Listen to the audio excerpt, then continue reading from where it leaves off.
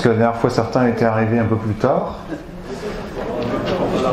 J'ai laissé la porte entrebâillée. Qui n'a pas été servi niveau dossier? Si on récapitule, normalement, vous avez 5 pages sur 3 feuilles différentes.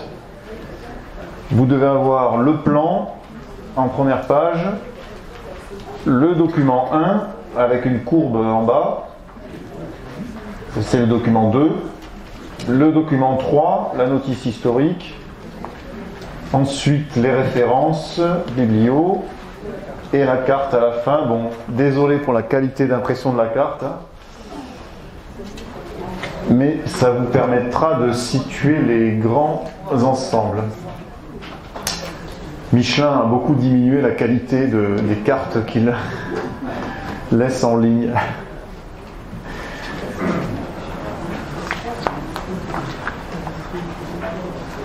Alors, si vous permettez, on va commencer. Donc j'avais commis 2 conférences plutôt généralistes pour l'instant. D'abord sur l'environnement, puis sur le tourisme. On va passer donc dans 2 conférences suivantes à quelque chose de plus donc régional. On va faire des exemples de géographie régionale, alors même locale presque, hein, du point de vue mondial on va dire, mais on appelle ça quand même de la géographie régionale puisque on va s'intéresser à 2 territoires particuliers. Donc d'abord l'Andorre aujourd'hui, puis dans 2 semaines la vallée d'Aspe. Alors nous passerons d'un côté à l'autre, bien sûr, des Pyrénées et des frontières, mais d'un côté à l'autre aussi des destins peut-être et des conceptions parmi les sociétés qui habitent ces vallées. J'avais évoqué un petit peu l'Andorre la dernière fois, mais rapidement évidemment, puisque je vous avais dit que j'y consacrerai une conférence. J'avais employé une expression qui avait peut-être choqué certains d'entre vous. J'avais dit que je classais l'Andorre dans une tendance touristique helvético-dubaïote, en disant qu'elle s'inspirait de la Suisse et de Dubaï. Alors vous allez voir que je n'ai rien inventé en fait, hein, et que j'ai repris des comparaisons qui sont largement trouvables hein, dans les différentes références bibliographiques. J'avais oublié, je l'ai lu il y a une bonne vingtaine d'années, je ne sais pas si vous avez entendu parler de Pierre Mainviel, qui est décédé il y a quelques années.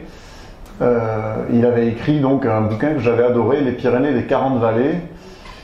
Et cette phrase m'a fait frapper. Andorre l'outrancière, sorte de Hong Kong pyrénéen. Et il écrit ça en 1980 déjà. En 1980, pour lui, Andorre, c'est Hong Kong. Et alors, ce qui nous intéresse le plus, au-delà de la métaphore, c'est la fin de la phrase. Et c'est un peu ce qu'on va... C'est un peu le fil rouge de notre réflexion aujourd'hui. Elle caricature le triomphe du monde moderne sur les valeurs anciennes.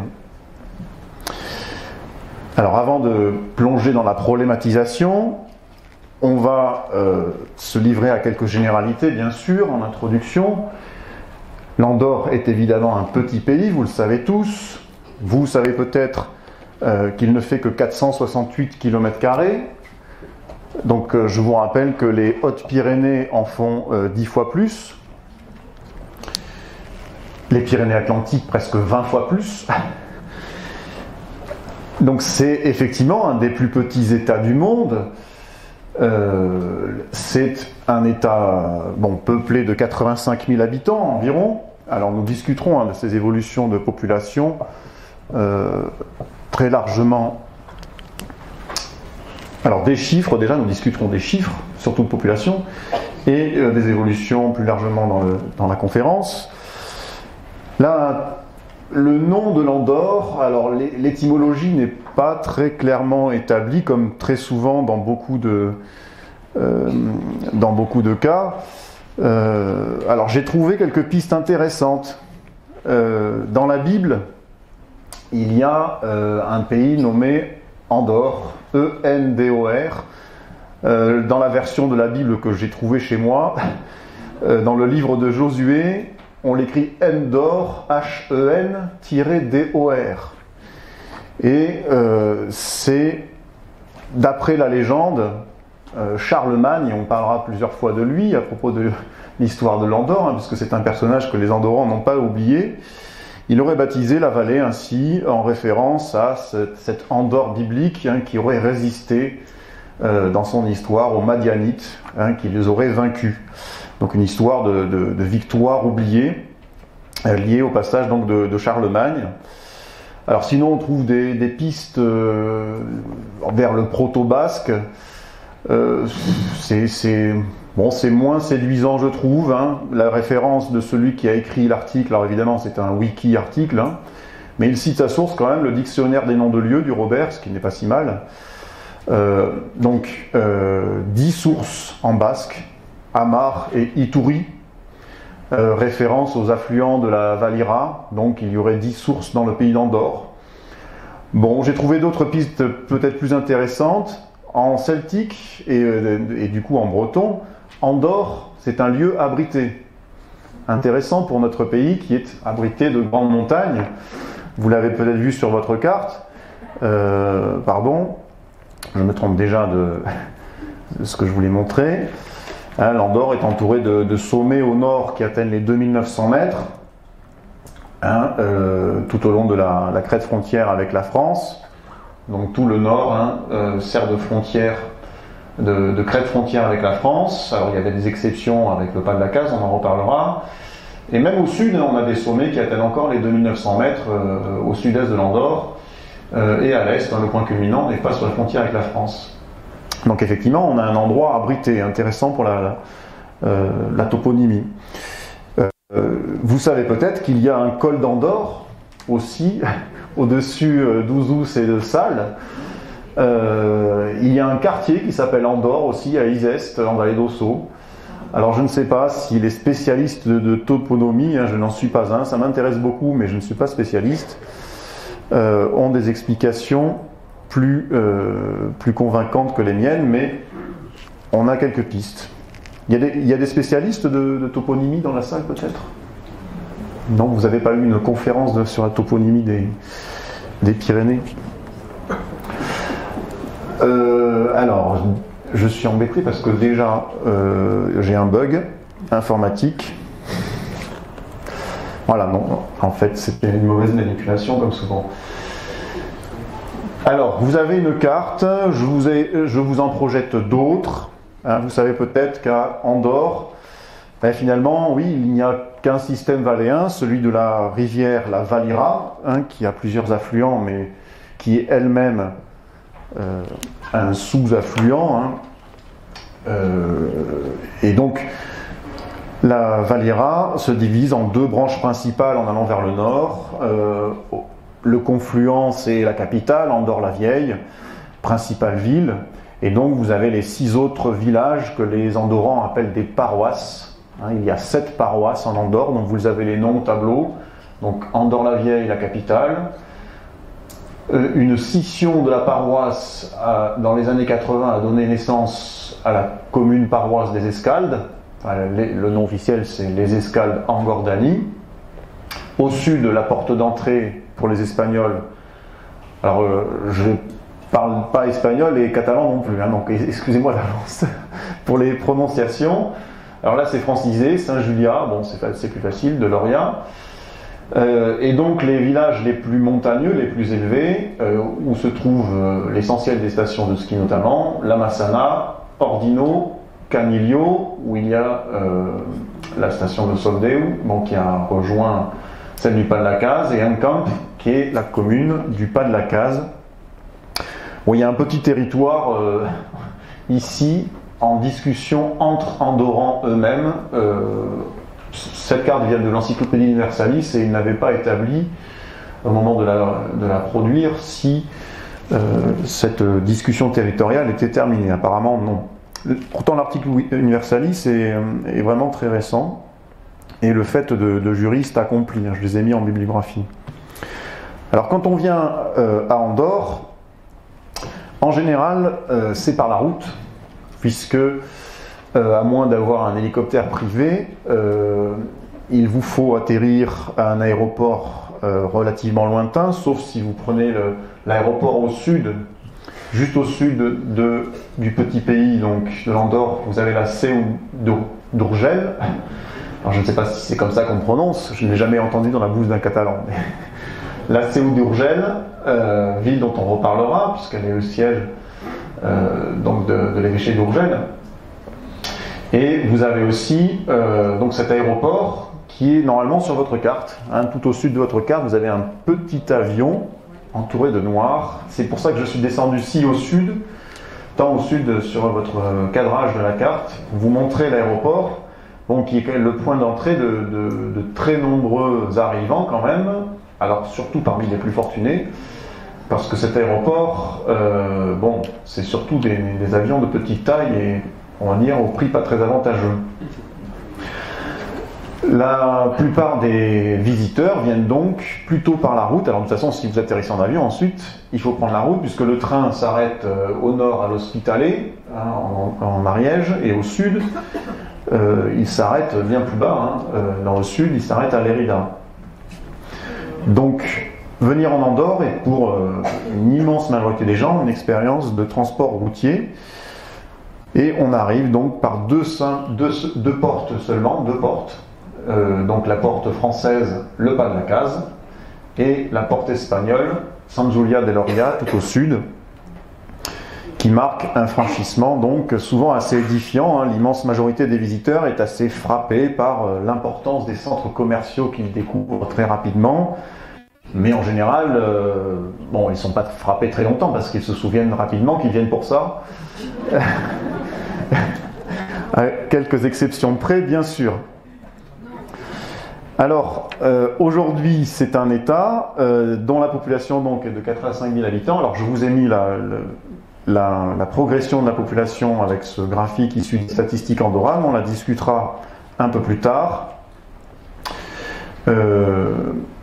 Et donc, on a un petit État pyrénéen qui, en fait, est à la taille d'une vallée, si on le regarde bien. Et dans le massif pyrénéen, je ne sais pas si vous avez eu des conférences de M. Jean-François Soulet ou de M. Poujade, par exemple, il qualifie ce système des vallées, ce sont des communautés qui ont longtemps vécu comme de petites républiques, un peu indépendantes, en tout cas avec une volonté d'indépendance. Hein, chacune des 40 vallées que décrivait Pierre Mainviel a son histoire avec sa communauté, enserrée dans ses propres montagnes, avec une identité forte. Et alors on peut se demander, est-ce que les Andorrans qui ont réussi à construire un État indépendant ne sont pas une sorte de modèle pour les Pyrénéens? Est-ce qu'ils ne sont pas le territoire indépendant rêvé par de nombreuses communautés de ces vallées pyrénéennes? Est-ce qu'ils ont réussi là où beaucoup d'autres finalement ont échoué? Est-ce qu'ils ont réussi à bâtir ce territoire autonome, porteur d'une identité valléenne? C'est donc notre questionnement qui nous intéresse.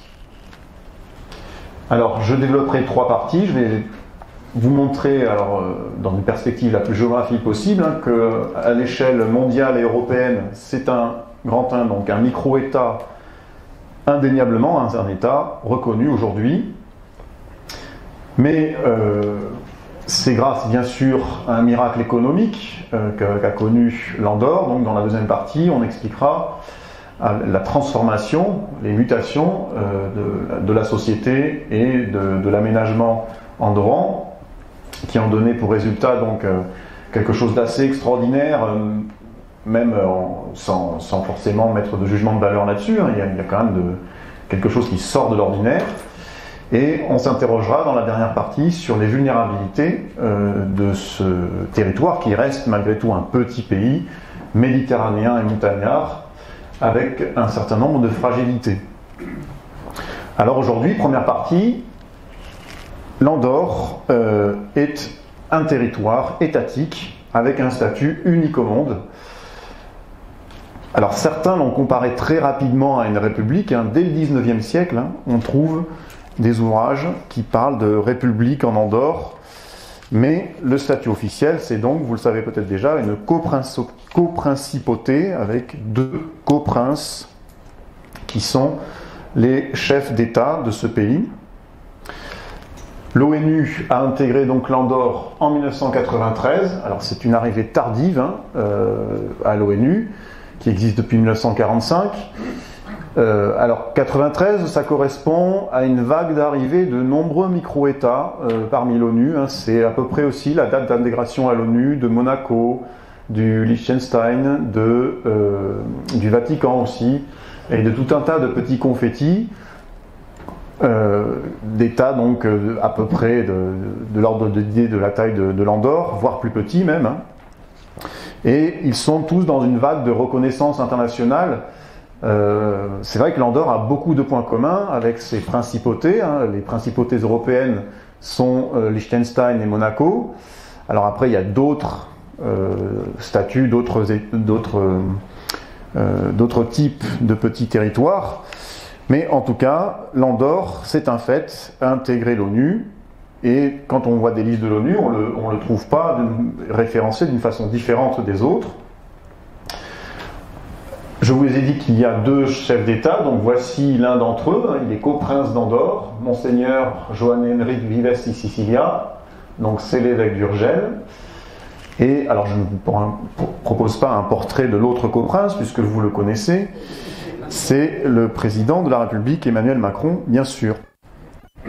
Alors, cette admission à l'ONU, c'est vraiment l'aboutissement d'un combat des Andorrans. Ils ont longtemps bataillé pour devenir un État. Il y a encore quelques décennies, on entendait dans la bouche de représentants français des phrases du type « l'Andorre n'est pas un État ». À l'époque de De Gaulle, ça s'est dit, à l'époque de Pompidou aussi. J'ai dans la bibliographie trouvé une citation de la Cour de cassation des années 70 qui disait que l'Andorre n'est pas un État, malgré les privilèges dont elle dispose. Mais aujourd'hui, on ne peut plus en douter, elle a été admise en plus au FMI, Fonds monétaire international aussi, en 2020. Donc ça, c'est indéniable. Alors ils ont choisi la neutralité, comme beaucoup de ces micro-États, et évidemment, ils ont gardé leur drapeau, qui représente une partie importante de leur identité. Alors, je ne vais pas vous faire toute l'historique, mais je vous ai, puisque je l'avais réalisé moi-même, ne connaissant pas trop l'histoire de l'Andorre, je l'ai examiné pour mes recherches, du coup, je vous l'ai imprimé. Le document 3 est une petite notice historique avec les dates les plus importantes, alors je ne vais pas toutes vous les lire, mais globalement, dans la période féodale, on retrouve les grands éléments qui sont figurés par le drapeau de l'Andorre. Cette appartenance à la fois au nord du massif des Pyrénées, avec les allusions au comté de Foix, donc ce sont les bandes verticales en haut à droite de l'Écusson, les vaches du Béarn, puisque le comté de Foix est revenu est arrivé en possession de la maison de Béarn. Donc ça c'est pour la droite de l'Écusson, et sur la gauche vous avez les symboles de l'évêque d'Urgell, avec la mitre et la crosse traditionnelle des évêques, et en bas les symboles rouges et jaunes de la Catalogne. Donc tout cela domine la devise Virtus unita fortior, donc la vertu unie et plus forte, devise donc de ce petit État dirigé par 2 coprinces. Alors les coprinces ont des pouvoirs relativement légers au quotidien. Au quotidien, c'est le Premier ministre qui gouverne. Alors j'avais mis sa photo, un monsieur en ce moment, c'est monsieur Espot Zamora, qui, comme beaucoup d'Andorrans, parle un français parfait, si vous l'écoutez dans ses interviews. Et évidemment, il jongle avec le catalan, le castillan, et je suppose qu'il doit bien parler anglais, et peut-être même d'autres langues. Beaucoup d'Andorrans, parmi en tout cas l'élite qui a fait des études, est vraiment très douée pour les langues, et des commerçants également. Mais en général, les deux vont ensemble. Oui. Alors, donc je disais que l'essentiel des pouvoirs revient au Premier ministre, mais alors je ne suis pas spécialiste de droit, mais de droit constitutionnel, mais les coprinces peuvent prendre certaines décisions, ils peuvent trancher et passer au-dessus du Conseil général dans certains cas rarissimes dans l'histoire de l'Andorre. J'ai pas trouvé d'exemple, si ce n'est au XIXe siècle, des exemples qui ont entraîné des troubles, justement. Le moment où l'histoire de l'Andorre est la plus troublée, c'est au XIXe siècle, et au début du XXe. Le tournant se situe dans la Seconde Guerre mondiale, finalement, où, n'étant pas engagés dans la guerre, ils ont servi d'espace de trafic, un petit peu, et ils se sont lancés un petit peu dans cette vocation de paradis fiscal qui leur a longtemps collé à la peau. Mais aujourd'hui, qu'en est-il alors? Est-ce que c'est encore un paradis fiscal, l'Andorre? C'est souvent à ça qu'on pense quand on est français, quand on parle de l'Andorre. J'ai pas vu de sondage sociologique, mais à mon avis, les résultats seraient assez intraitables là-dessus. Alors, j'ai voulu introduire une expression dans un titre pour les géographes, et notamment pour Roger Brunet, que j'ai mis dans ma bibliographie. Roger Brunet voit en Andorre un sas de l'antimonde. Alors, l'antimonde, qu'est-ce que c'est? C'est par opposition au monde classique et habituel de l'essentiel de la population mondiale. Il existe un certain nombre de territoires où les règles sont un peu plus opaques, un peu plus secrètes, un peu plus cachées au commun des mortels. Alors ça peut inclure une grande variété de territoires. Et je voulais vous faire part donc dans cette deuxième sous-partie de la réflexion de Roger Brunet. C'est pour ça que je vous ai mis en extrait dans le document 1, donc c'est à la deuxième page, les passages où il fait allusion justement à l'Andorre et avec elle à d'autres États que l'on considère souvent dans le sens commun comme des paradis fiscaux. Donc c'est le document 1. Je vous le lis, donc extrait de Roger Brunet, Le déchiffrement du monde. C'est son ouvrage donc, qui a été publié en 2017. Alors Roger Brunet est un grand géographe. Je ne sais pas si M. Cazenave-Piarot vous l'a déjà cité. Qui était peut-être un des seuls un peu connus parmi les géographes dans les années 90-2000. Donc je pense qu'il doit avoir de l'ordre de 80 ans maintenant. Il doit être né dans les années 30, peut-être 40. Donc là il est à la retraite, mais il publie encore un petit peu ses réflexions sur le monde. Alors je commence la lecture. Certains lieux de l'antimonde fonctionnent au contraire comme des lieux de contact et de passage. Et là on est pleinement dans l'exemple andorran. Ils ont essentiellement pour fonction de faciliter les rencontres, là où l'état des fermetures territoriales ne les permet pas, ou les gêne, d'établir des synapses et des plateformes, de protéger des passages, d'affirmer une présence. Les pays neutres ont cette fonction pendant les conflits. Toute capitale dispose, à quelque distance, de lieux de rendez-vous discrets qui servent au pouvoir public, aux services secrets, aux firmes ou à ceux qui préparent la subversion. Donc là, dans ce paragraphe, l'Andorre est un État neutre et une sorte de synapse pour personnes plutôt fortunées qui cherchent à diminuer son taux d'imposition. Ou alors aussi pour le citoyen lambda qui veut contourner certaines règles basiques, ne serait-ce que le prix des cigarettes, pour aller avec ses amis faire un stock de cartouches pour la saison. Je continue la lecture. Le phénomène s'est malheureusement étendu à l'immense antimonde des camps de réfugiés. Alors, j'ai mis ce passage volontairement pour que vous voyez que l'antimonde, c'est pas simplement des paradis fiscaux ou des territoires de bling-bling, c'est aussi des choses très violentes et très pleines de misère aussi. L'ampleur de la misère en certaines contrées, l'énormité des différences de niveau de vie et de chance, accentuées par les représentations et les images que véhiculent les médias de masse, ont fait surgir ou ont réactivé toute une série de réseaux clandestins qui vivent de cette différence et de cette misère. Le monde légal ne s'est jamais privé de délimiter des territoires d'exception qui ne servent pas moins de synapses. Vous voyez, le mot de synapse revient. Les géographes aiment beaucoup les métaphores empruntées à d'autres disciplines, comme la biologie par exemple. Une synapse, rappelez-vous, En neurologie, ça permet la communication entre deux neurones. Et là, finalement, la synapse d'or serait cette façon de permettre la communication entre la France ou l'Espagne, selon d'où on vient, et la finance mondiale, ou en tout cas l'absence, cet état recherché par les grandes fortunes, de non-prélèvement d'impôts, ou en tout cas de diminution des dépenses fiscales. Une synapse donc destinée à certaines pratiques, on va dire.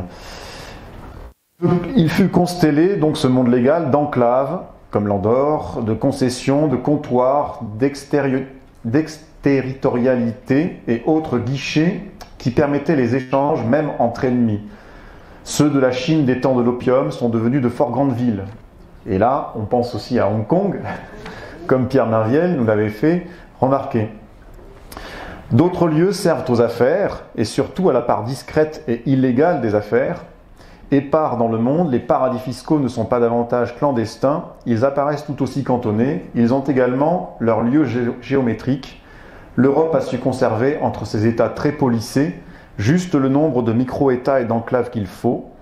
Andorre, Monaco, Saint-Marin ou Liechtenstein, Campione d'Italia ou les îles anglo-normandes, et même le Luxembourg. La neutralité de la Suisse et sa prospérité ne sont pas étrangères à ce système parallèle. Alors pour information, donc Saint-Marin c'est en Italie, Campione d'Italia, vous connaissez peut-être, c'est un village complètement isolé dans le lac de Lugano, au sud de la Suisse. Il est complètement entouré par le lac, c'est un village italien, mais du coup pour sortir de ce village, vous devez passer par le lac qui appartient en grande majorité à la Suisse. Et du coup c'est une sorte d'île italienne accessible uniquement par de la navigation sur un lac suisse. Donc c'est assez original. Vous connaissez, je suppose, les îles anglo-normandes en face du Cotentin, donc, et bien sûr, Luxembourg et Suisse, donc on est dans des territoires pourtant qui se défendent d'être des paradis fiscaux. Mais pour l'Andorre, c'est pareil aujourd'hui. J'ai trouvé donc une interview récente donnée à l'AFP, relayée par La Croix, du secrétaire d'État à l'économie d'Andorre. Il s'appelle Éric Bartholomé. Qu'est-ce qu'il dit ? Nous ne sommes plus un paradis fiscal. Pour les Andorrans, c'est faux, ils ne sont pas un paradis fiscal. Alors après, par contre, c'est une opinion extrêmement répandue, y compris peut-être parmi vous. On trouve facilement des articles de ce type. Maintenant, en plus, tous les influenceurs viennent s'installer à Andorre. Du coup, ça ressemble. Vous voyez, quand j'avais pensé à la métaphore Dubaïote, j'ai trouvé sur BFM TV, finalement, une comparaison entre Andorre et Dubaï. Alors, l'Andorre est-elle un paradis fiscal ? Eh bien, ça dépend, en fait. On ne peut pas faire de réponse scientifique sur la chose, puisque les spécialistes de droit que je cite dans ma biographie, notamment M. Blévin, disent bien qu'un paradis fiscal, il n'y a pas de consensus sur la définition, et justement, les Andorrans jouent sur ce flou. Donc ça dépend de votre perception des choses. Oui, c'est un paradis fiscal si vous pensez que cette législation attractive, et elle l'est au niveau de la fiscalité. Je vous rappelle qu'on est à 4,5% de TVA en Andorre. Les impôts sur le revenu, c'est 10% maximum. Les impôts sur les sociétés, c'est 10% également. Donc en France, on est à 25% dans le taux standard pour les impôts sur les sociétés. Après, les impôts sur le revenu sont progressifs, mais en Andorre aussi, mais ils ne dépassent jamais 10% des revenus. Donc c'est encore des taux extrêmement attractifs, mais qui, du point de vue des Andorrans, les ont sortis des critères de l'état de paradis fiscal. Alors, en disant cela, il reconnaît quand même, monsieur le secrétaire d'État, que l'Andorre a été un paradis fiscal. Ils ont misé là-dessus pendant toute la fin du XXe siècle. Mais il y a eu un tournant vraiment dans les années récentes, notamment avec le mandat du coprince Nicolas Sarkozy et de toute son implication lors de la crise de 2008 et en plus sous le mandat de François Hollande aussi. Je me rappelle qu'il y a eu tout un tas d'affaires révélées dans le monde concernant les paradis fiscaux, les Panama Papers, les Luxembourg Leaks, voilà, tout un tas d'affaires qui ont choqué à travers le monde et qui ont entraîné des mesures relativement importantes, en tout cas. J'ai encore écouté il y a quelques semaines un spécialiste de la fiscalité là, qui disait sur France Inter qu'il y a vraiment eu un tournant, et il rappelait que là, le 1er janvier 2024, normalement, tous les États qui ont signé ces accords dans le cadre du FMI doivent se mettre en conformité avec la règle d'imposer 15% d'impôt sur les sociétés aux multinationales. Alors uniquement aux multinationales, pas aux PME ni aux entreprises nationales.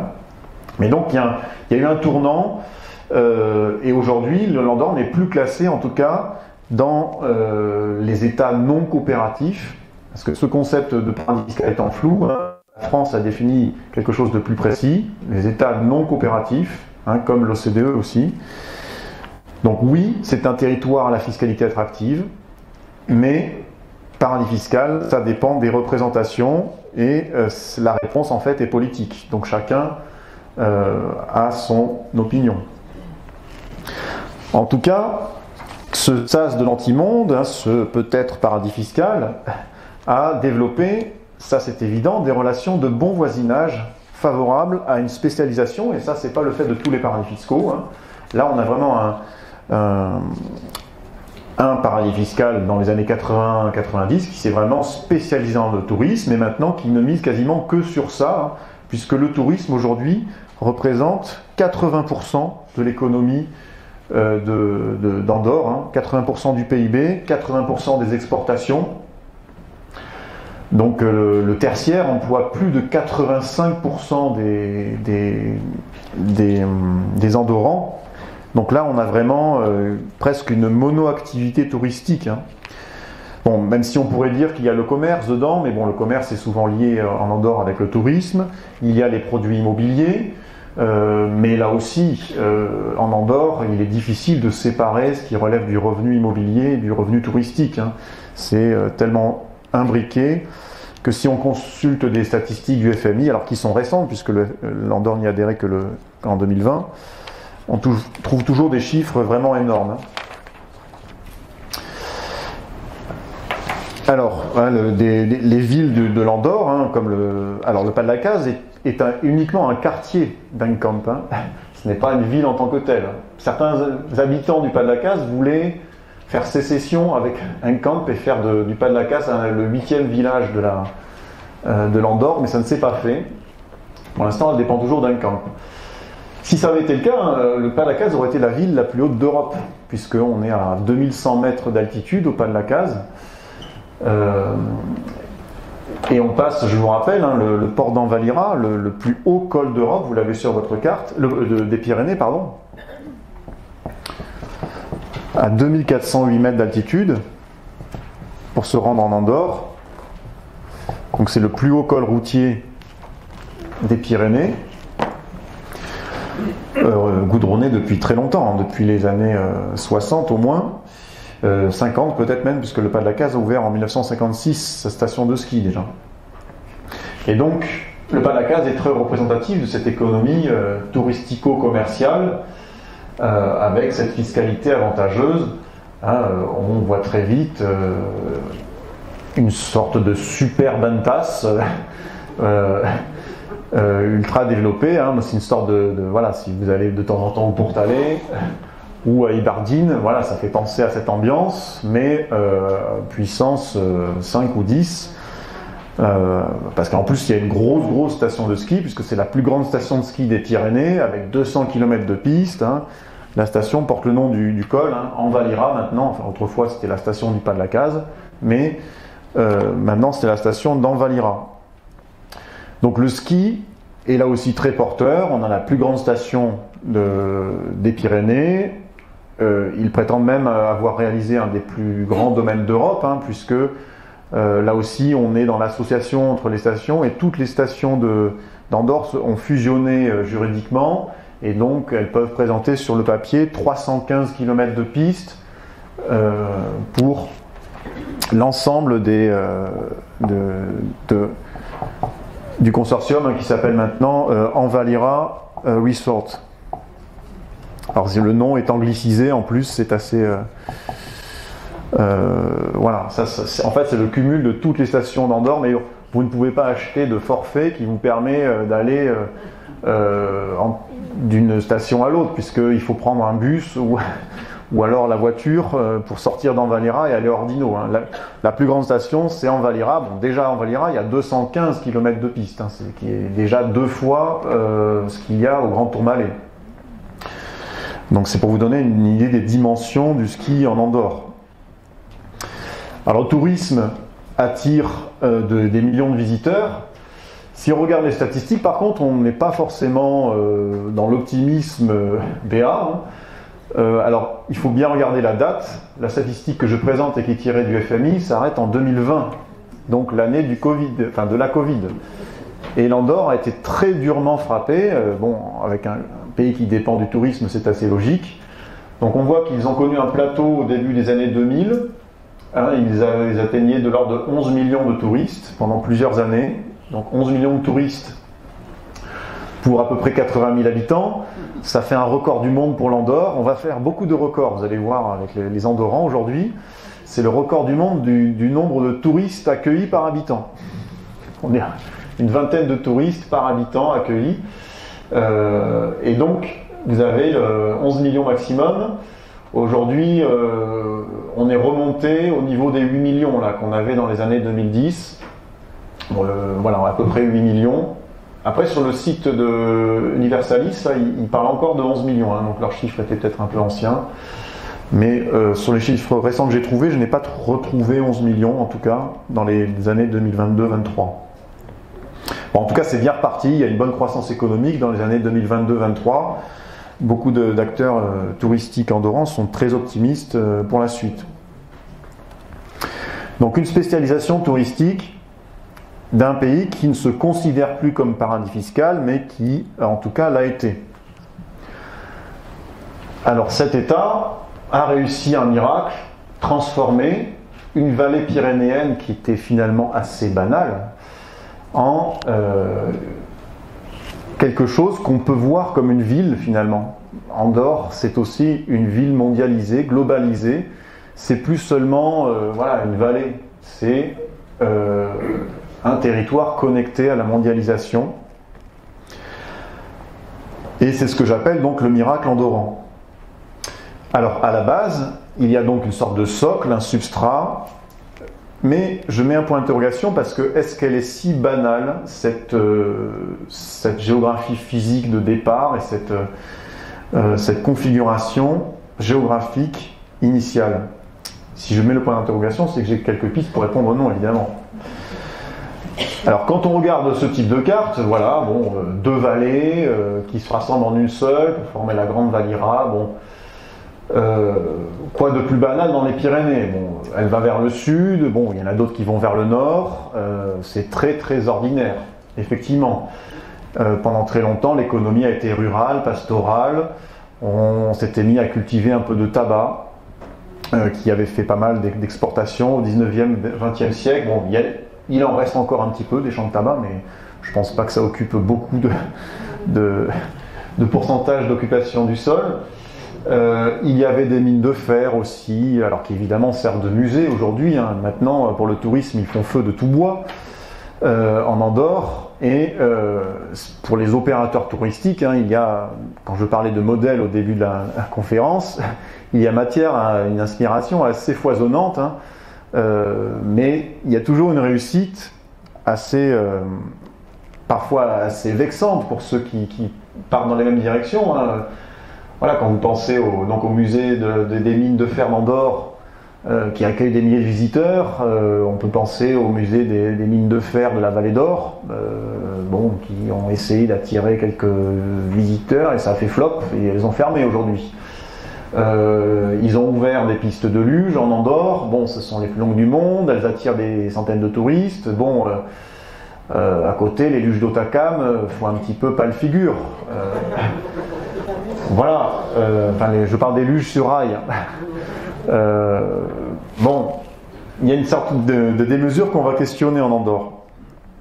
Alors, est-ce que c'est si ordinaire que ça, l'Andorre, au niveau des configurations topographiques? Alors déjà, ils ont la chance d'atteindre la haute montagne.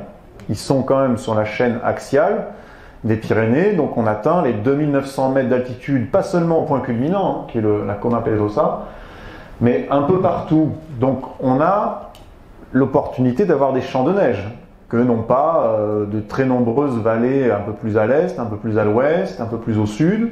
Déjà, il y a cette chance. Et en plus, si vous regardez un petit peu le détail, même si on est sur le versant sud, en amont de Soldeu, en allant vers le port d'Envalira, vous avez une vallée qui est orientée vers le nord, avec le secteur de Gros Roig, je ne sais pas si vous connaissez, à l'envers du port d'Envalira. Alors, là, je suis sûr qu'en catalan, on ne dit pas du tout comme ça. C'est pas Roig, non? Ça doit être Roich ou quelque chose comme ça. Mais dans ce secteur, on est exposition nord-est, c'est parfait pour les Pyrénées pour avoir de la neige. Le Pas de la Case, même chose. Le Pas de la Case est une curiosité géographique puisque c'est côté nord et ça appartient à l'Andorre. Donc ils ont aussi un versant nord-est, en plus à plus de 2000 mètres d'altitude sur des pentes pas trop fortes. Donc les Andorrans ont quand même eu de la chance là-dessus. Sur des secteurs herbeux avec des pentes relativement adaptées au ski, ils ont des expositions nord. Même pour Ordino, hein, la station la plus au nord de l'Andorre, là, elle est dans ce secteur. En allant côté français, on a l'étang de Soulseb ici, là. Il n'y a pas de route goudronnée hein, jusqu'en haut en France, mais les Andorrans ont goudronné jusqu'à la station de ski, donc, qui était aussi exposée plutôt nord-est. Donc des chances quand même dans les expositions. Ensuite, si on prend du recul, alors il faudrait que je change d'échelle. Voilà, si on prend du recul dans les Pyrénées, l'Andorre finalement n'est pas n'importe où. On peut dire que dans l'histoire, ils ont réussi à se faire oublier, notamment dans ce fameux 19e siècle. Au 19e siècle, vous aviez tout un tas de principautés qui ressemblaient à ce genre de petits pays. Au début du 19e siècle, l'Allemagne commence avec une quarantaine d'États et des villes allemandes qui avaient comme ça 400 km², il y en avait plein. Dans l'est de l'Europe aussi, vous aviez d'autres, même en Italie, hein, le duché de Parme, c'était tout petit. Hein. Et donc le 19e a été une période d'éradication de tous ces petits confettis par les grands États-nations. Hein. On est dans la dynamique de construction des nationalismes et de l'État-nation. Et l'Andorre a réussi à échapper à ça. C'est pas par hasard complètement, parce qu'elle n'est pas sur les grands axes. Donc la France et l'Espagne n'avaient pas intérêt à maîtriser la route de l'Andorre, qui était fermée les 3/4 de l'année, qui était une impasse du point de vue des Français et des Espagnols. Donc les souverains se sont, en France et en Espagne, évertués à posséder les grands axes du Perthus, le Pays Basque, qui pourtant au niveau identité et caractère avait peut-être fort à dire, à faire valoir par rapport aux Andorrans. Et on est quand même au cœur de la chaîne. On est côté espagnol et on est même côté catalan. Donc en fait, on est dans une espèce d'arrière-cour de la Catalogne, qui elle-même a longtemps fait valoir son autonomie, son indépendance. Donc on est un peu dans une chance d'avoir été oublié aussi par l'histoire. Alors ça peut être comparé un peu au Val d'Aran ou au Pallars voisin, mais si vous voulez, le Val d'Aran était quand même il arrive plus bas en altitude, c'est un axe de la Garonne, il y a un peu plus de circulation quand même, et il y a eu très rapidement une tendance à l'émigration vers la France. Bon, il y avait de l'immigration aussi en Andorre, hein, mais ils ont bénéficié d'une sorte de conjonction de facteurs qui leur a permis de garder cette indépendance. Il y a aussi cette curiosité médiévale hein, de la double tutelle, le condominium, hein, un mot qu'on retrouve parfois dans la bibliographie, entre l'évêque d'Urgell et la France au nord.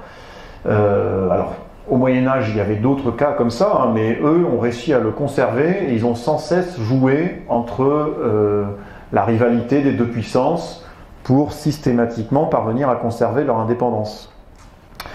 Donc, ça n'est pas si banal que ça, finalement, si on y regarde de plus près.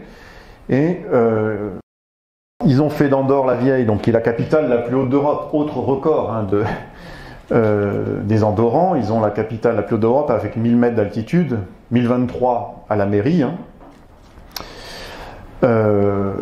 On a vraiment des aires de petites métropoles quand même. Hein. On a un bâti très dense avec beaucoup d'immeubles de 6-7 étages, voire plus. C'est quelque chose qu'on ne trouve pas beaucoup dans les Pyrénées. Déjà il y a 40 ans, M. Taillefer rebaptisait la capitale Andorre-la-Neuve. C'est vrai que l'adjectif est maintenant peut-être un peu passé de pertinence. La construction continue, la construction est encore une grande source d'emploi aussi, alors surtout pour des Espagnols qui souvent logent au sud de l'Andorre et pas en Andorre. Hein. Il y a beaucoup de migrations journalières, hein, beaucoup de travailleurs quotidiens qui font les allers-retours dans la journée, alors dans la construction en venant d'Espagne. Beaucoup de Portugais s'y sont installés aussi en Andorre. Ils constituent presque 15% des origines pour la population. Et on a aménagé donc tout un tas de constructions. Bon, vous avez peut-être déjà, on va faire un petit tour d'horizon. Aujourd'hui, sur la Grande Valira, donc ils ont un pont dont ils sont assez fiers, qui est toujours le centre d'événements festifs. Notez bien donc l'artificialisation des berges, hein, puisqu'on discutera ensuite hein, des problèmes environnementaux. Hein. Là, on a un cours d'eau qui est complètement a priori maîtrisé et artificialisé. Vous voyez derrière, au second plan, la densité des immeubles et leur hauteur. Maintenant, on distingue un immeuble relativement haut et on voit, même si c'est un peu sombre, des grues. Hein. On continue à construire à Andorre-la-Vieille. On est allé donc jusqu'à des prouesses architecturales.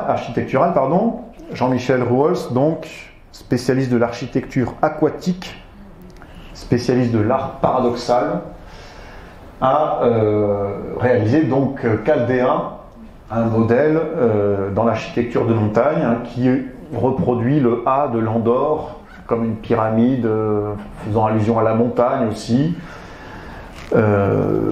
Voilà, est-ce qu'ils font des parallèles? Je ne sais pas si ce bâtiment a un surnom chez les Andorrans, mais je pense que oui. Après, je ne sais pas si certains le connaissent, non?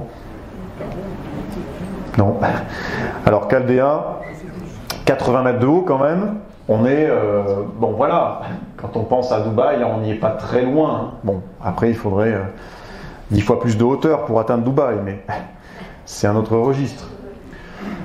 Voilà ce qu'on peut croiser à Andorre. Donc là, c'est une sorte de foire exposition.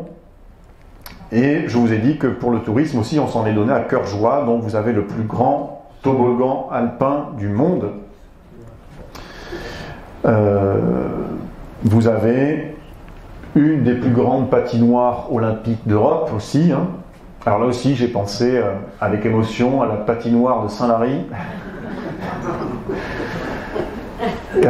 Peut-être même celle qui était au cinéma autrefois, je ne sais pas si vous l'avez connue. Elle était en plastique. Et dans les années 80-90. Ils en avaient aménagé une autre donc avec de la glace en extérieur. Et en tout cas, je ne sais pas s'ils l'ont remise en service, mais l'hiver dernier, ils l'avaient arrêtée parce que ça consommait trop d'énergie. Apparemment, les Andorrans n'ont pas fermé leur patinoire olympique et elles continuent toujours à servir. Donc ils sont allés vraiment dans les surenchères et se parent de tout un nombre de records. Je vous ai pas encore parlé du golfe le plus haut d'Europe, qui apparemment a des problèmes avec les marmottes. Franchement, ces marmottes, elles sont un peu pénibles. Hein. Elles vont gêner les golfeurs. Donc 2200 mètres, hein, le golfe d'Europe. Le golfe le plus haut d'Europe, pardon. Et je ne sais pas ce que j'en ai fait, je suis un peu déçu parce que je voulais vous montrer le mirador solaire qu'ils ont aménagé. Je ne sais pas si vous en avez entendu parler. Voilà, mirador solaire de Tristagne. Tout en haut des crêtes d'Andorre, à 2700 mètres d'altitude, vous avez maintenant quelque chose d'assez unique au monde, une sorte de plateforme circulaire, accessible aussi l'hiver quand les skieurs sont là-bas. Je ne sais pas si vous voyez quelque chose.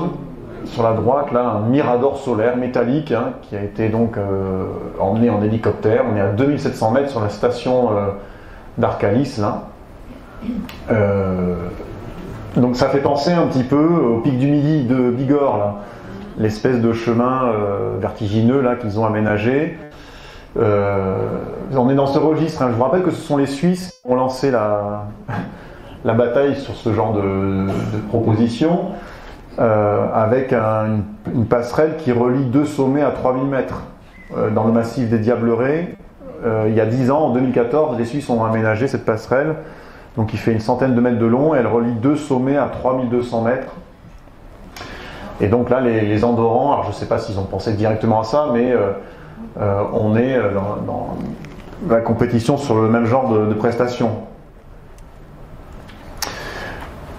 Donc on peut se demander jusqu'où ils iront avec ce genre d'aménagement. Mais toujours est-il qu'ils ont cultivé un côté spectaculaire. Alors j'essaie de retrouver la bonne... Ça me fait des choses qui n'arrivent pas chez moi. Alors si je fais ça, oui, ça marche. Alors, en plus je vais devoir rechanger à nouveau de fichier, mais bon. Ces aménagements, somme toute assez spectaculaires, ont produit un résultat qui se voit dans les statistiques régionales. L'Andorre est une exception pyrénéenne au niveau du massif entier. J'avais pensé même presque à vous démontrer que l'Andorre, même si on est en montagne, l'Andorre est une sorte d'île. Alors elle n'est pas entourée d'eau, mais elle est entourée de territoires différents d'elle. Et donc elle est isolée, c'était l'étymologie de l'île, elle est isolée du reste des Pyrénées par des différentiels statistiques qu'on va essayer de parcourir. Alors le problème, c'est qu'au niveau des Pyrénées, on manque d'études statistiques récentes. Il y a un excellent atlas statistique qui est paru il y a 20 ans. Alors l'idéal, ce serait qu'on retravaille pour réactualiser toutes les données, mais ça n'est pas prévu en cours dans les crédits. C'était des crédits essentiellement européens. L'INSEE ne l'a pas republié non plus, donc pour l'instant on a des données d'une vingtaine d'années et avec la Covid et la crise les crises économiques, il y a des choses qui ont changé quand même. Ça n'a pas changé par contre. L'exception de la densité de population de l'Andorre. L'Andorre est un territoire dense avec plus de 160 habitants au kilomètre carré. C'est une densité exceptionnelle, supérieure à la moyenne française. Très supérieur à la moyenne espagnole et alors très supérieur aux territoires voisins, le sud de l'Ariège, le Palars, les montagnes de la Catalogne, même si il y a la Cerdagne est relativement peuplée depuis longtemps, mais vous voyez, on repère l'Andorre de suite grâce à sa densité. Donc ça c'est la densité de population. Autre facteur d'identification, la variation de population. Alors là aussi, la Cerdagne a même une variation de population sur la décennie des années 90 plus importante que l'Andorre. Bon, il y a toujours des variations dans les statistiques. Mais l'Andorre, sur les 50 dernières années, a connu une croissance exceptionnelle. Je vous renvoie au graphique que je vous ai imprimé. Aucun territoire pyrénéen, c'est le document 2, n'a connu une telle croissance depuis 1950. Au contraire, depuis 1950, la plupart des territoires pyrénéens ont perdu des habitants, la majorité des jeunes sont partis, l'Andorre a réussi à capter les flux migratoires, et donc ça, c'est quelque chose qui n'est pas lié à l'année 2000 ou à cet atlas statistique, ça se retrouve quel que soit les données qu'on consulte dans la période récente en tout cas. L'Andorre forme, je vous l'avais dit, une sorte de ville. Donc on a les communes les plus peuplées alentour. Alors ça rejaillit aussi un petit peu sur les communes voisines, comme au sud, la CO d'Ourgel, là où il y a l'aéroport d'Andorre. Évidemment, vous avez là aussi une croissance importante, mais par ruissellement, on pourrait dire, puisque c'est un terme cher à l'un des coprinces d'Andorre, de la richesse de la principauté. Autre statistique, alors quand on regarde la part, là c'est la part des établissements commerciaux. Donc évidemment, il y en a plus en Andorre qu'ailleurs. Bon, vous avez les territoires qui en ont presque autant, vous me direz. Mais l'Andorre, si on regarde par le graphique, hein, est nettement devant. Bon. Il y a une vocation commerciale qu'il n'y a vraiment pas ailleurs. Peut-être plus surprenant, mais finalement très logique, je m'y attendais pas, c'est en Andorre qu'on trouve le plus de refuges pour les randonneurs. Alors il y a de très nombreux, une grosse densité de refuges gardés d'ailleurs, y compris toute l'année, tout l'hiver. Il y en a moins côté ariégeois des Pyrénées françaises donc. Le solde naturel, donc là c'est la différence. C'est l'accroissement naturel de la population, la différence entre la natalité et la mortalité. Alors là, il faut prendre ce chiffre avec des pincettes, hein, parce que c'est vraiment la décennie 90. Ça a changé ensuite. Hein. La population en Andorre vieillit également, d'autant plus qu'elle attire de plus en plus de retraités.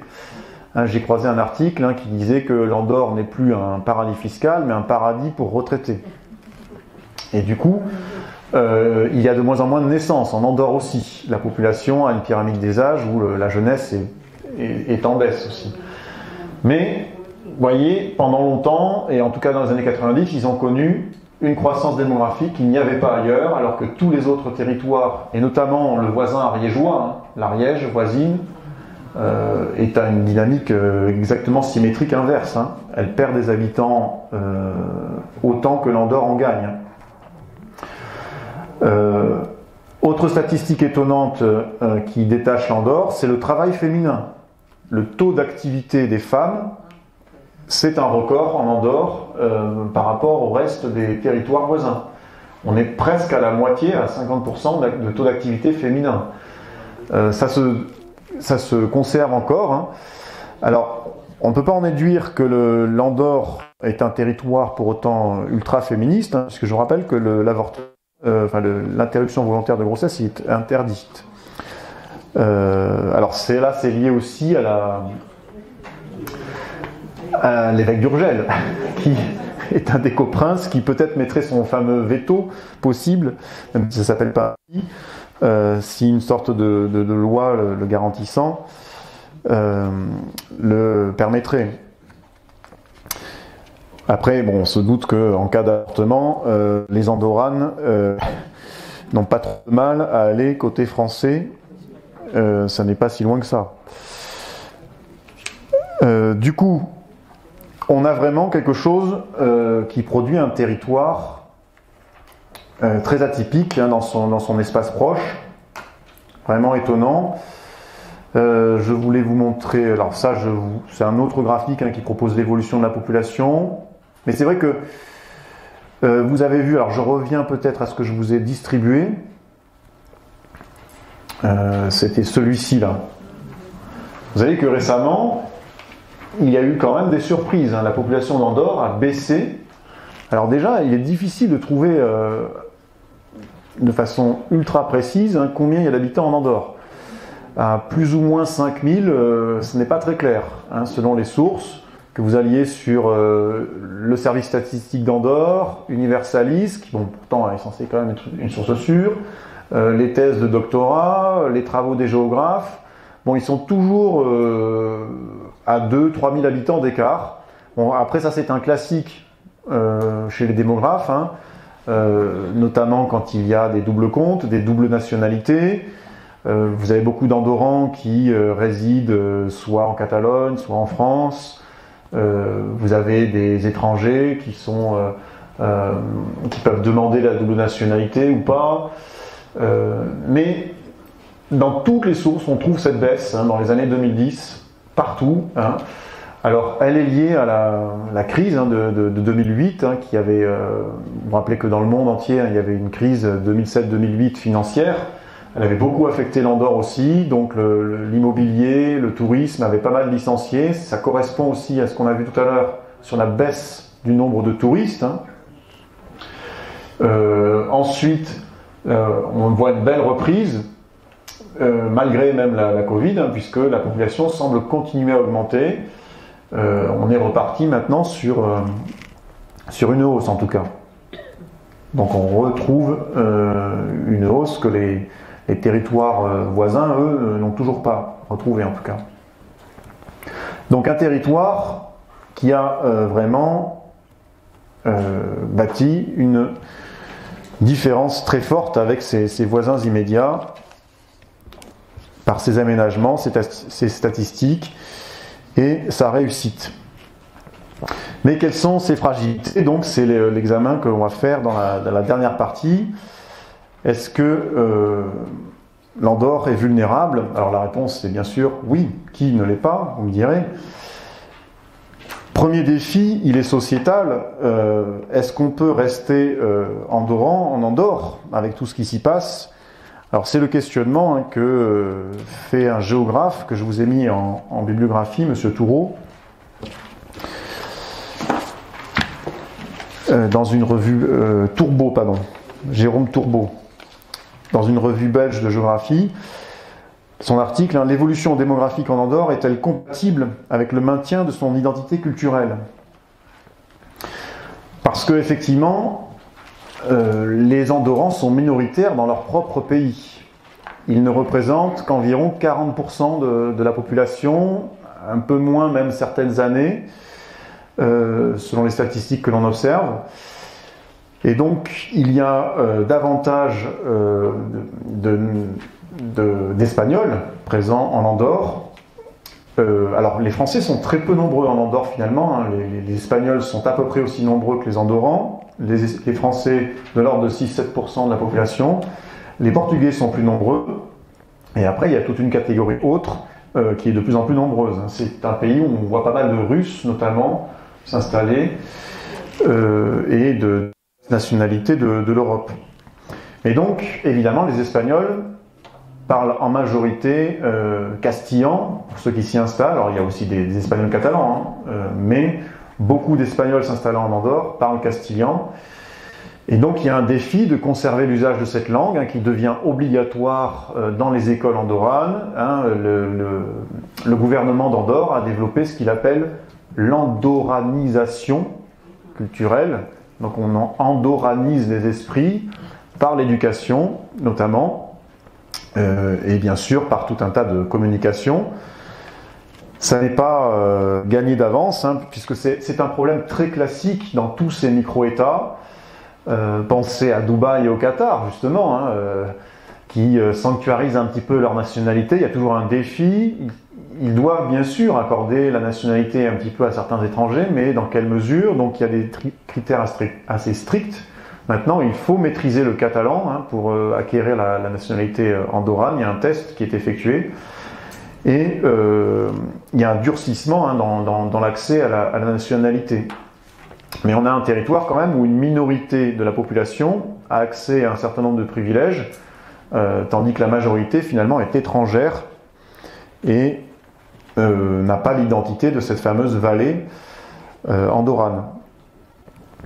En plus, pour les Andorrans du Cru, se pose une question là aussi très classique dans les territoires touristiques, le logement. Et donc, en attirant des riches, forcément, on fait monter les prix.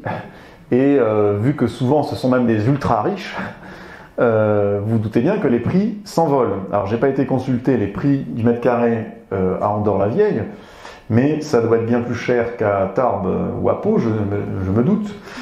Et donc, les Andorrans ont été jusqu'à manifester. C'était jamais arrivé quasiment dans leur histoire. On a eu des scènes Alors les journalistes exagèrent toujours, hein, Andorre se soulève. Bon, on attend un peu la révolution, mais qui n'a pas eu lieu bien sûr. Mais en tout cas, il y a une contestation sociale qui existe. Il y a des élections. Je vous rappelle quand même en Andorre, c'est une démocratie avec ce Conseil général dont est issu le Premier ministre. Hein.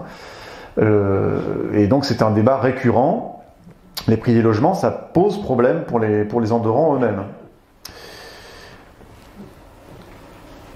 Alors il y a aussi une histoire, une anecdote qui m'a beaucoup touché, rapportée par Libération, le titre en Andorre, le youtubeur, la vieille dame et la spéculation.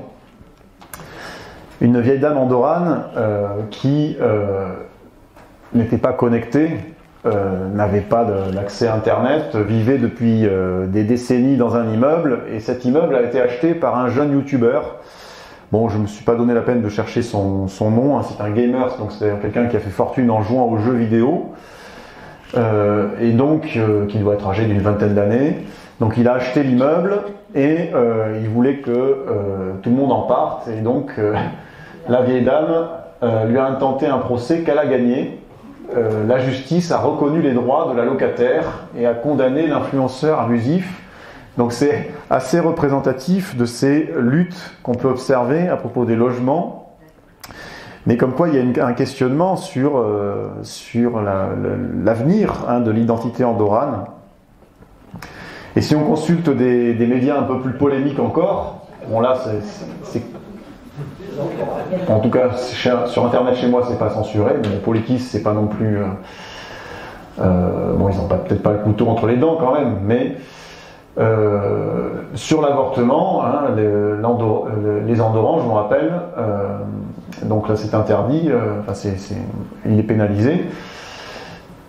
Donc il y a des slogans qui appellent à l'intervention de Macron. Je vous rappelle que dans la notice historique, je vous ai mis que de temps en temps, hein, la France ou l'Espagne ont envoyé des forces de police ou se sont donné la peine d'intervenir en Andorre. Théoriquement, c'est possible quand même.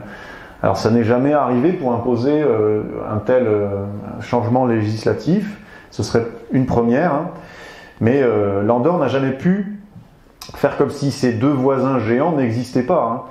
Et le changement sur l'aspect fiscal est largement lié à la pression intentée par la France et l'Espagne. Hein. Alors moi je vous ai parlé de Nicolas Sarkozy, mais aussi côté espagnol, il y a une mobilisation pour que l'Andorre modifie un petit peu son régime fiscal. Hein.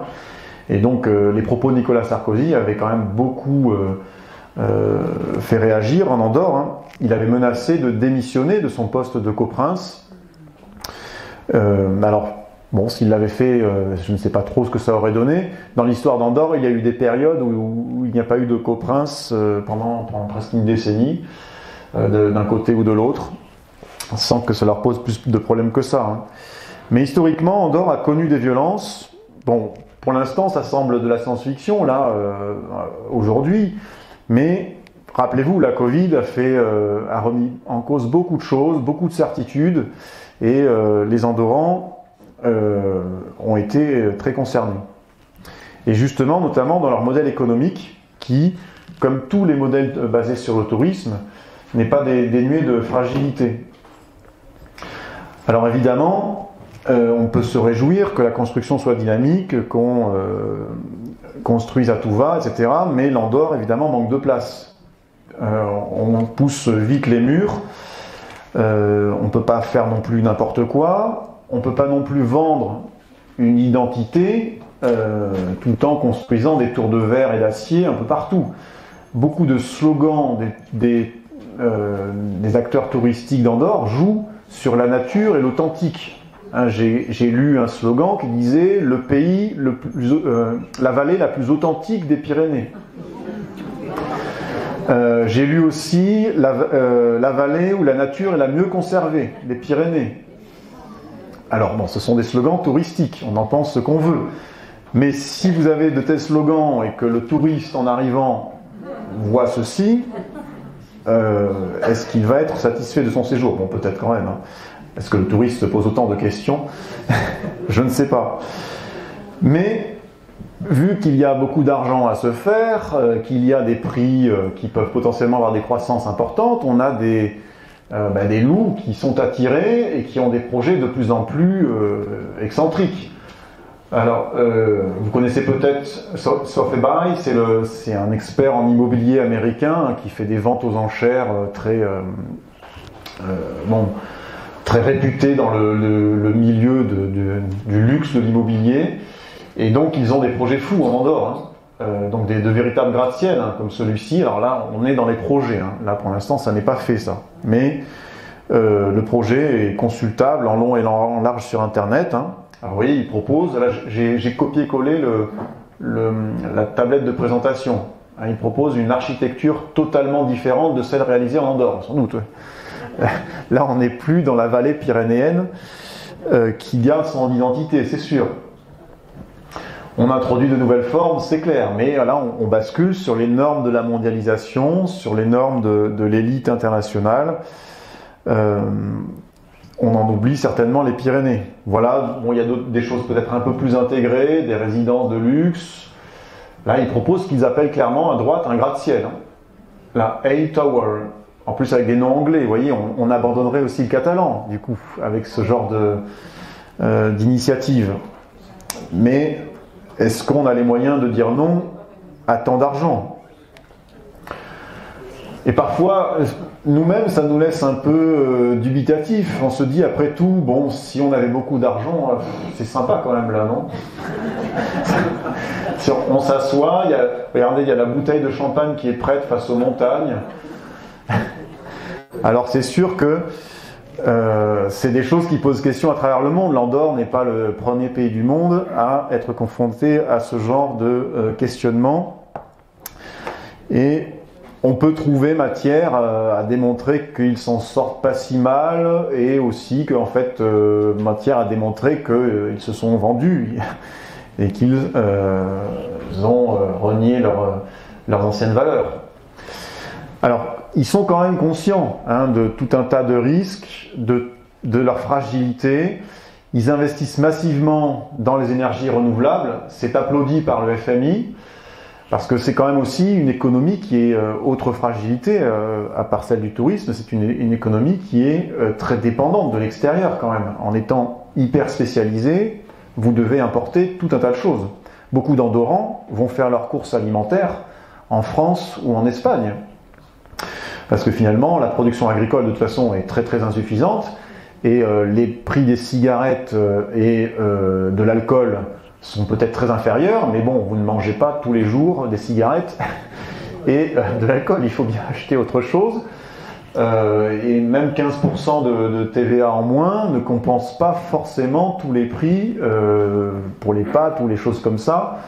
Il vaut mieux aller acheter 5 kg de pâtes au Leclerc de Foix qu'un petit paquet de pâtes à 4% et demi de TVA dans un centre commercial pour riches d'Andorre-la-Vieille. Donc pour l'énergie, il y a un questionnement. Alors ils ont de l'hydroélectricité, heureusement. Ils misent un petit peu sur le solaire, pas vraiment sur l'énergie. Et il y a une grande augmentation en tout cas de la capacité d'énergie renouvelable. Alors c'est surtout donc solaire et hydroélectrique. La station d'Envalira se vend justement comme la station la plus verte des Pyrénées. Et on a même un frémissement presque écologiste, si j'oserais l'adjectif, en Andorre. Il y a des appels à s'arrêter dans la course à l'aménagement. Il y avait un projet d'aéroport à 2000 et quelques mètres d'altitude dans le secteur où il y a une station de ski d'Envalira, de Grosroig, dont je vous parlais tout à l'heure. Le secteur de Grosroig devait accueillir, c'était prévu à partir de 2021, un aéroport. Donc ça aurait été le plus haut d'Europe, un aéroport international qui aurait permis de se passer de celui de la CO d'Urgell, voilà, merci. Et la mobilisation des écolos a fait reculer le projet. Bon, il y a peut-être une prise de conscience aussi après le confinement de la part du gouvernement et des Andorrans. Donc le projet a été abandonné. Donc les Andorrans ont réussi à se mettre des freins et s'émerveillent un peu plus maintenant peut-être de la nature. Ils ont vu l'ours il y a quelques mois. Mais c'est toujours un pays qui n'a pas non plus pris un tournant en arrêtant complètement ses investissements touristiques. Alors reste un rappel, fait notamment par le géographe spécialiste de la géographie de ces vallées andorranes, Johan Beckhatt. Je vous ai mis sa thèse en bibliographie. Pour ceux que ça intéresse, elle est intégralement publiée en ligne. Alors, il a publié sous son prénom francisé Jean, mais il se fait le plus souvent appeler Johan. Il a été lui-même professeur à l'université de Perpignan, il est retraité désormais. Et le titre de sa thèse, donc les Pyrénées méditerranéennes, mutation d'une économie montagnarde, le cas de l'Andorre. Donc cette thèse a 30 ans. L'idéal, ça aurait été qu'un géographe actualise les choses et fasse une nouvelle thèse sur la géographie de l'Andorre, mais ça n'a pas vraiment été fait. Mais bon, M. Beckhatt a continué à publier pendant plusieurs décennies concernant l'Andorre et les Pyrénées catalanes. Et je ne sais pas s'il y a des personnes qui ont vécu en Catalogne ou dans le Roussillon parmi vous, mais vous savez peut-être ce qu'est une aiguat chez les... Alors, on dit aiguat ou aiguat. Aiguat. Merci. Alors, beaucoup de Catalans se souviennent de l'aiguat de 1940. Pas forcément qu'il l'ait vécu, puisque ça commence à dater, mais qu'on en a parlé. C'est quelque chose qui se transmet de génération en génération, avec la date souvent. Ah oui, l'aiguat de 1940, elle était arrivée jusque-là. On a ses repères dans la vallée, donc sous-entendu, là, il ne faut pas construire. Et bien en Andorre, c'est celle de 1982 qui a marqué les esprits. M. Beckhatt l'a étudiée de manière très approfondie. Vous voyez une photo des dégâts qui ont été constatés. Le centre d'Andorre-la-Vieille a été ravagé, véritablement. Alors, il n'y a pas eu de mort, heureusement, mais vraiment, une rivière qui est la Grande Valira, là, est sortie de son lit, s'est jetée dans les rues. Ça nous fait penser à ce qui s'est passé en 2013, si vous voulez, dans Barège ou Cauterets, quoi. Donc l'Andorre est un pays méditerranéen avec un climat capricieux, en plus en montagne, où théoriquement, ceci est toujours possible. Alors, les Andorrans le savent. Du coup, ils ont bétonné leurs berges, ils ont durci, ils ont aménagé le plus possible leurs ruisseaux, mais M. Beckhatt est formel. Face à une aiguat, voilà, tout est toujours possible. Donc, il y a un côté prévention qui n'a pas été vraiment mobilisé. Il faut davantage planter de forêts. Alors, c'est quand même un pays assez forestier en taux de couverture. Mais on est dans un pays justement méditerranéen avec de grandes sécheresses, la forêt a du mal à s'étendre. Dans sa thèse, M. Beckhatt a tout un passage sur... il y a eu de graves incendies à la fin du XXe siècle en Andorre. Notamment le plus grand, c'était celui de 78, qui avait dévasté littéralement la forêt au sud de l'Andorre. Là aussi, c'est toujours possible, avec les sécheresses à répétition. Il suffit qu'un touriste jette sa cigarette depuis le golfe. Et on se doute bien de ce qui peut se passer. Donc voilà, la conjonction de sécheresse, incendie, inondation, c'est quelque chose d'ultra classique dans le monde méditerranéen qui peut faire basculer un territoire. Sur un territoire de cette taille, la solidarité internationale jouerait certainement, mais dans quelle mesure, on ne le sait pas vraiment non plus. Alors, vu que c'est méditerranéen, l'Andorre manque aussi d'eau. Et là, c'est aussi un problème touristique. Les touristes consomment beaucoup d'eau, surtout quand vous avez des stations de ski l'hiver, des patinoires, du thermoludisme et des piscines, même pas que l'été, les piscines c'est toute l'année presque en Andorre. Et donc, il faut des sources d'eau. Et donc là, vous avez quelqu'un qui n'est pas content, c'est monsieur le maire de Porta, qui a découvert donc en 2019 qu'un bornage a été fait à la frontière avec l'Andorre. Alors il faut savoir que la frontière avec l'Andorre n'avait jamais été bornée. Vous savez qu'il y a des bornes entre la France et l'Espagne depuis Napoléon III. Et en Andorre, on s'arrêtait à la borne 426 au nord-ouest de l'Andorre pour reprendre à la borne 427 ensuite, après le col du Puy-Morens, quoi. Donc il n'y avait aucune borne, on s'appuyait sur la crête frontière au nord du pays, mais le secteur du Pas de la Casse, je vous l'ai dit, et c'est un héritage médiéval et très très curieux, puisqu'on coupe à travers champs, on arrive à la rivière qui s'appelle l'Ariège, hein, c'est les sources de l'Ariège là. Et dans ce secteur, hein, on voit le Pas de la Casse derrière, il y a toujours eu un flou. Les maires de Porta, qui sont les voisins directs, ont souvent râlé, puisque les Andorrans ont puisé dans ces lacs, dans ces sources pour leur station de ski. Et il a découvert que le bornage enlevait 24 hectares à sa commune. Alors, voilà, on peut se dire 24 hectares pour la France, qui en attend face à un pays qui fait 400 km². Finalement, qu'est-ce qu'on va chipoter? Mais bon, d'un côté, on se raisonne et on se dit, mais ils n'ont quand même pas d'argent. Est-ce qu'ils ont besoin de 24 hectares de plus? Et puis, bon, c'est de l'eau. Bon, la pauvre commune de Porta, elle en a peut-être bien besoin. Il y a des éleveurs aussi, là. Alors, il y a des stations de ski aussi à Porta. Hein. Mais Monsieur le maire n'a pas été consulté. La décision a été prise. Il y a eu un traité qui a été signé en 2012 entre la France et l'Andorre. Et sans consultation des autorités locales. Et donc, le territoire de l'Andorre s'est légèrement agrandi pour capter ce petit lac là et les ressources d'eau qui vont avec, hein, donnant naissance au cours d'eau de l'Ariège. Donc, voilà pour les questionnements concernant l'Andorre.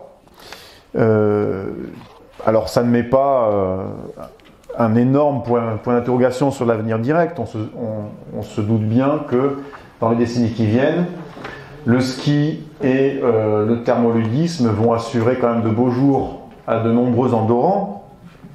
Mais évidemment, il y a des réflexions à avoir sur les tendances à suivre. Et si on revient à notre question de départ, voilà, est-ce qu'on ne peut pas leur renvoyer qu'ils sont en train d'adopter soit les normes des Alpes, puisque très souvent ce qu'on bâtit en Andorre vient plutôt de Suisse ou de Chamonix, voire d'autres paradis fiscaux, alors même s'ils n'en sont plus, beaucoup d'entre nous ont toujours l'impression qu'ils le sont restés. Et Pierre Mainviel, hein, pas encore lui, revenait à cette perte d'identité, mais pour nous mettre en garde aussi, parce que c'est vrai que si on juge les Andorrans, il faut savoir balayer devant sa porte. Est-ce que les autres vallées pyrénéennes n'ont pas aussi connu une forme de perte d'identité? Et quand on leur propose le tourisme, est-ce qu'elles ne connaissent pas les mêmes travers que les Andorrans? Quand une station marche dans les Pyrénées françaises ou dans les Pyrénées espagnoles, eh bien, on s'engouffre vite dans la brèche des possibilités pour bâtir de beaux hôtels, de beaux immeubles qui consomment beaucoup d'eau, avec de belles pistes de luge, de VTT qui érodent les sentiers, etc. Donc c'est facile de rire de celui qui réussit en se disant que nous, on resterait droit et digne dans notre pauvreté. Donc c'est des questions délicates. Et alors, je voulais terminer par une anecdote personnelle. C'est vrai que j'ai dit que quand on est confronté à l'Andorre, souvent on arrive par la route. Alors, j'y suis allé par la route, mais la dernière fois que je suis allé en Andorre, j'y suis arrivé à pied, puisque j'étais en train de finir ma traversée des Pyrénées. Et alors, connaissant l'Andorre, je ne voulais pas trop descendre dans la vallée, je savais ce que j'allais trouver, donc j'ai parcouru les crêtes au nord du pays, les crêtes du nord. Donc je ne suis passé que pendant quelques centaines de mètres à peine dans l'Andorre. Et à ce moment-là, j'ai oublié d'éteindre mon téléphone. Et pourtant, je m'en suis pas servi. Hein. Donc mon téléphone était allumé. J'ai traversé donc ce que je pensais moi être un paradis fiscal où on ne paye pas d'impôts. Et donc j'ai vite rejoint la pauvre vallée de l'Ariège avec les usines de l'Hospitalet pour prendre le train et finir mon tronçon de traversée. Et en rentrant, j'ai consulté mes factures et j'avais 30 € de facturation pour cette journée-là de téléphone, alors que je n'avais pas téléphoné et que mon téléphone était resté dans mon sac. Et donc on m'a appris que mon opérateur n'avait pas signé d'accord avec l'Andorre, et donc heureusement pour moi, la tarification avait été bloquée, sinon J'aurais pu avoir, j'ai trouvé des exemples dans la presse, jusqu'à plusieurs milliers d'euros de factures. Hein. Il y a des gens qui se sont fait complètement avoir sur ce sujet. Vérifiez bien la prochaine fois que vous allez en Andorre si votre opérateur téléphonique a un accord qui vous permette de ne pas être surtaxé. Alors, le coût de la surtaxe, c'est quand même un paradoxe dans un petit pays qui se prétend attractif au niveau des taxes. Alors, merci de votre attention.